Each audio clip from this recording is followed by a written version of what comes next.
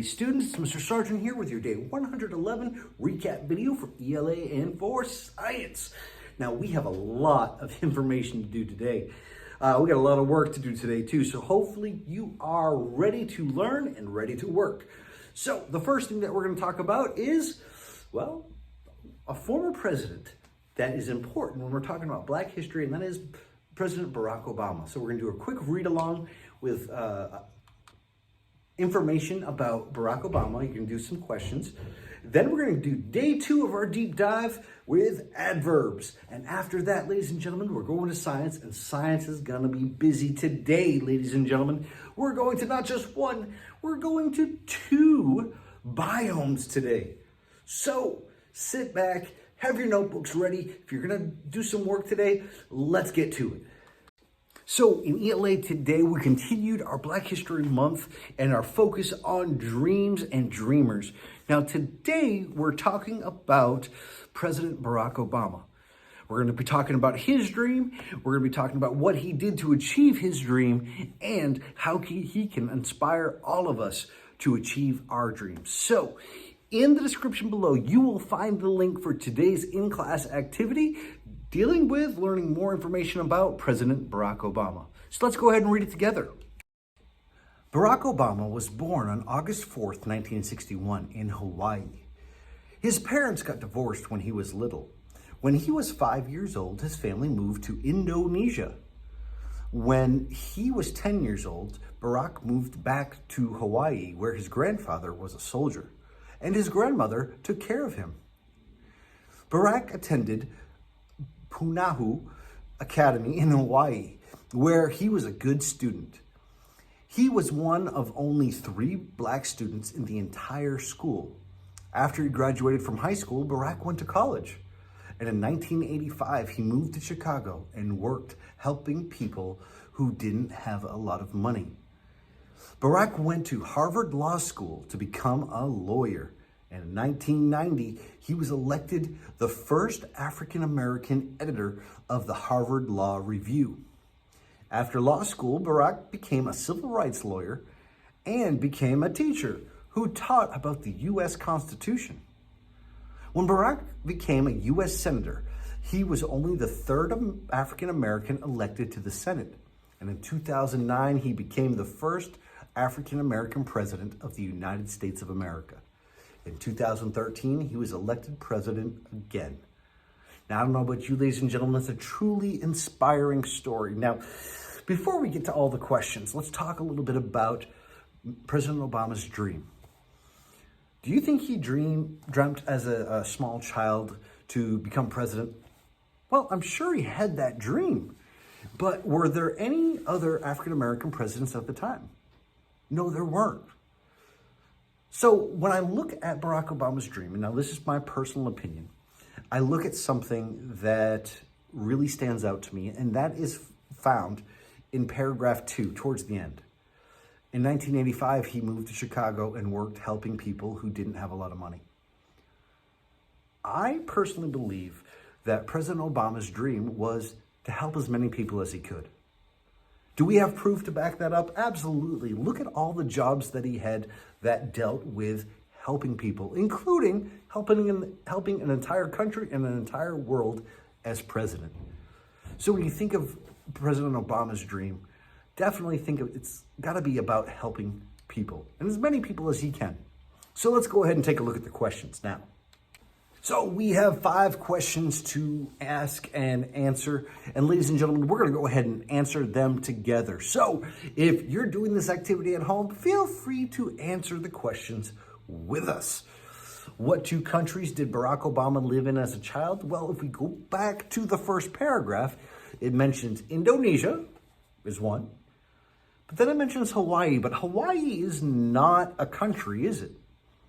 Hawaii is a state. So what country would it be? If you said United States of America, you are correct. So your answer for number 1, Indonesia and the USA. Number 2, what job did his grandfather have? Well, once again, found in paragraph 1, we see that his grandfather was you guessed it, a soldier. So we type in soldier in that box right there. Number 3, Barack was the first African American elected for what two positions? Well, we know president, don't we? Yeah, that's the easy one. But the other one, we have to go hunting a little bit. If you look at paragraph 3, you will find your answer. It says in 1990, he was elected the first African American editor of the Harvard Law Review. That is huge, ladies and gentlemen. That is huge. The Harvard Law Review is the greatest publication for law and for government out there. That's an important position. So for number 3, that's what we would put. Number 4, what job did Barack have that might help him as president? Well, we listed a lot of jobs. He was a senator. He was a teacher. Interesting, isn't it? He taught the Constitution. That's a very important part. He was a lawyer who their job is to help people in trouble. So he had a lot of jobs before he became president that helped him become the president that he became. And number 5, how many times was Barack elected president? We know that. We know that, ladies and gentlemen, twice. So go ahead and put those answers in, ladies and gentlemen. Turn your activity in. I cannot wait to read what you wrote down.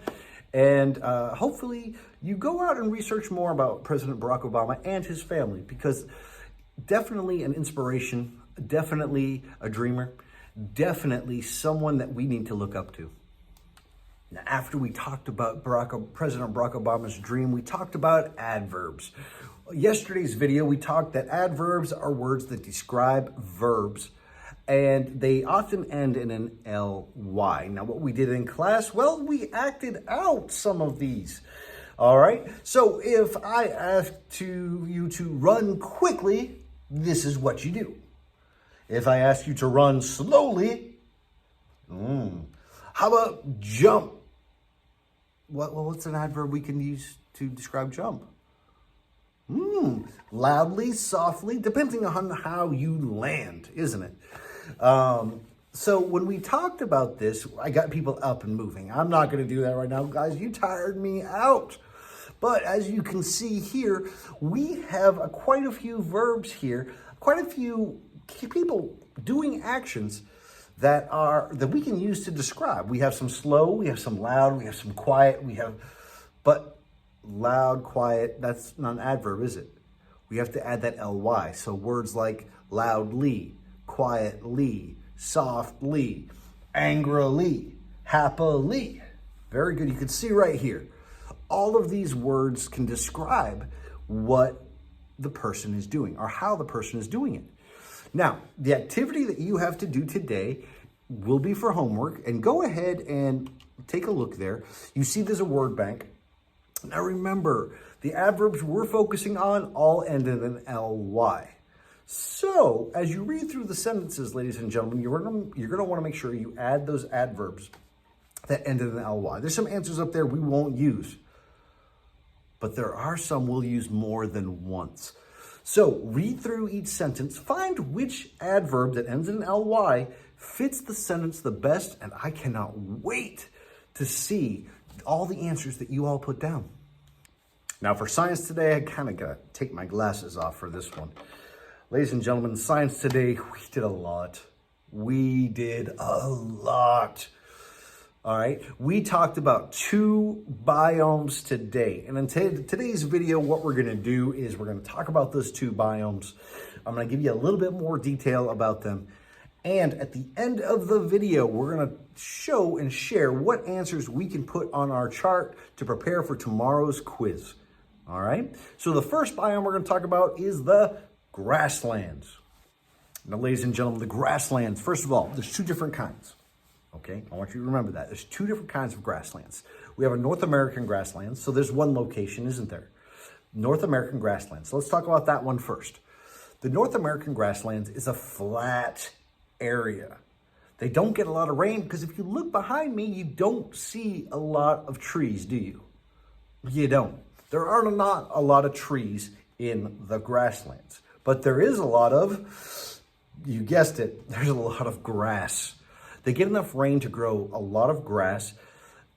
That's kind of why they're called grasslands. I know it's an easy answer, isn't it? But they get enough rain to have great soil. So you're going to see a lot of farms and a lot of places to grow things in the grasslands. Now, we don't grow trees, but we can definitely grow vegetables, grow other things that produce. And this is where we see the majority of farms in our country. All right. Now, the animals that live in this area, well, usually, just like we talked about yesterday in the tundra or in the desert, they build their homes underground. Okay. They burrow, just like this guy. They burrow. They build their homes underground because there's no other place to have a home. Everything's grass. Everything is grass. So they build their homes underground. Now, there are some predators that live in the grassland. We have some wolves, we have some bears, but really a lot of prey lives there. It's a lot of Now, there are a lot of predators and prey that live in the grasslands. Now, most of the prey live underground, like we said before. Those are things like prairie dogs, field mice, groundhogs. They live underground. Now, the predators are usually high in the sky. We'll see a lot of predatory birds like hawks and eagles that live in the grasslands that do a lot of hunting. All right? Now, after talking about all of this, did we list everything that we can find on the grasslands chart? Well, almost, because I told you before, there is a second grassland. Now, let's just go there right now. Here we go. Now, the African grasslands is also called the savanna. Now, the savanna is home to a lot of animals.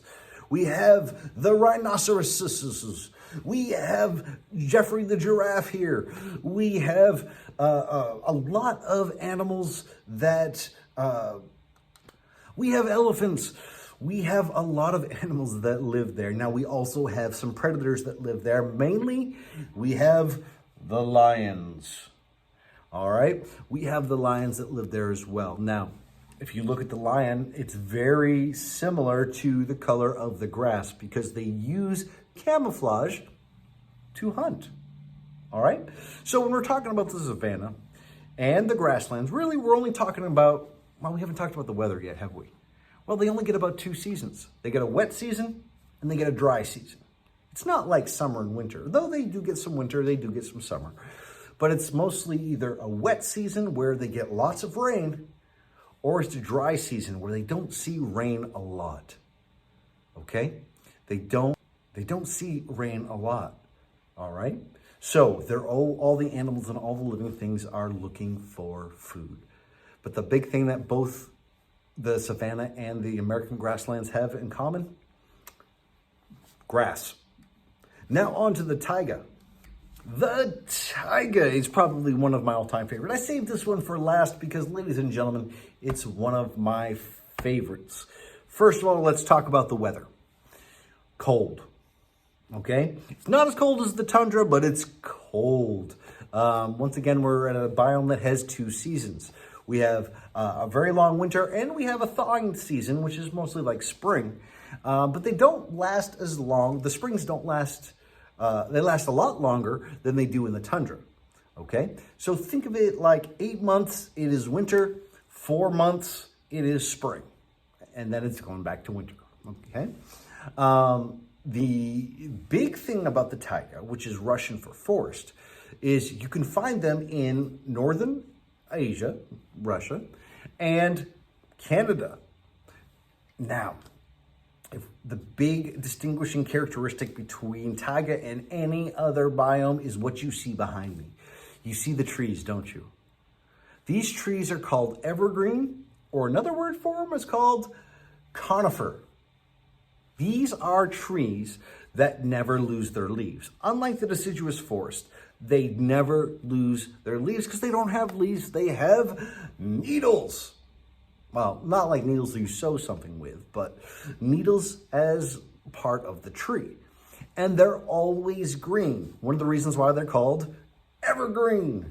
Some examples would be a pine tree, a spruce tree. These are all types of trees. The trees that some of you have for Christmas are conifers. And the taiga is full of them. Now, I will tell you this too. The animals that live there, oh my gosh, the animals. Some of my favorite animals out there. All right. We have a lot of the animals that we've already talked about in the deciduous forest, as well as even in the tundra. You definitely have some foxes.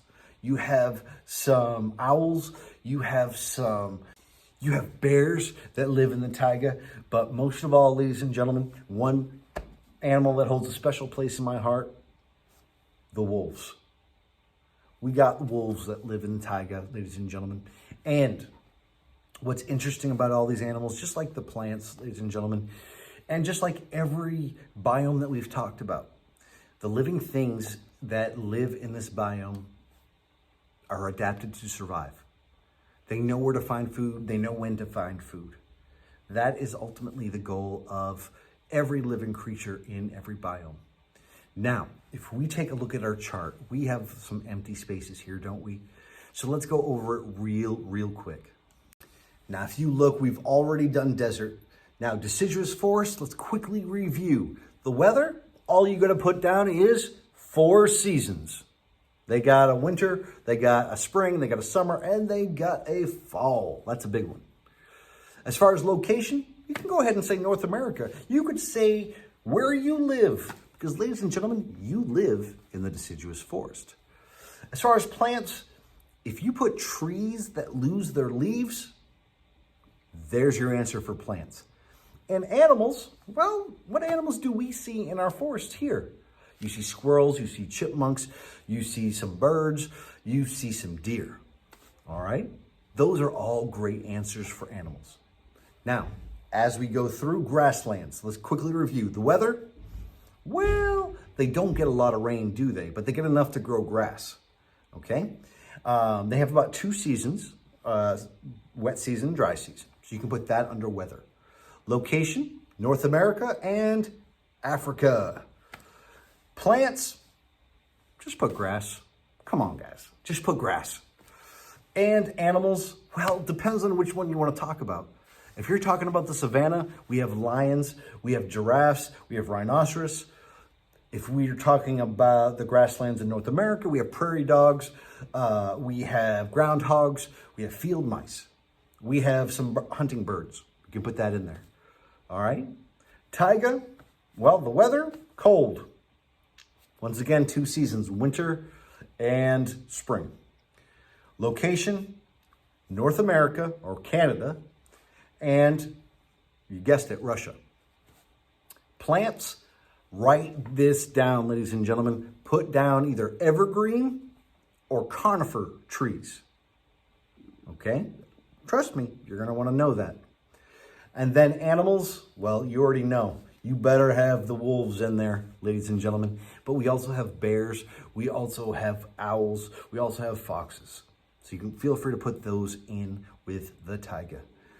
All right. Tundra, we have already done, so you should have that filled out.